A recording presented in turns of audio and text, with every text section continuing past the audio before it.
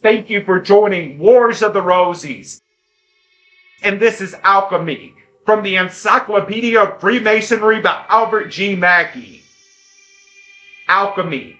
The Neoplatonians introduced at an early period of the Christian era an apparently new science which they called thus, or the sacred science, which materially influenced the subsequent condition of the arts and sciences. In the 5th century arose as the name of the science alchemica, derived from the Arabic definite article al, being added to chemica, a Greek word used in Diocletian's decree against Egyptian works treating of the thus, or transmutation of metals. The word seems simply to mean the Egyptian arts, or the land of the black earth, being the Egyptian name for Egypt. And Julius Firmicius, in a work on the influence of the stars upon the fate of man, used the phrase scientia alchemica. From this time, the study of alchemy was openly followed. In the Middle Ages and up to the end of the 17th century,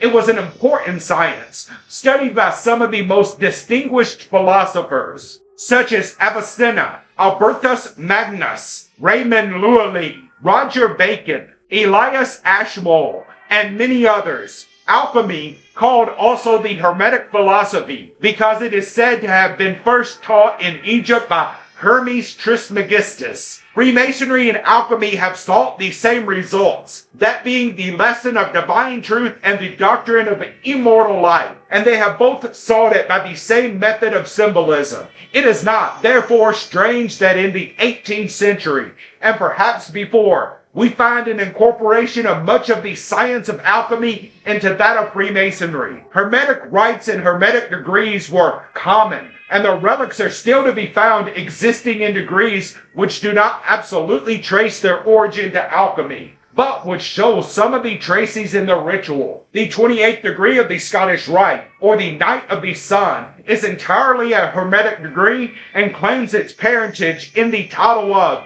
Adept of Masonry, by which it is sometimes known. Thank you for watching, and please don't forget to share, like, subscribe, and comment. And if you can, please consider donating to Wars of the Roses. Links to PayPal and Patreon are in the description. Thank you so very much.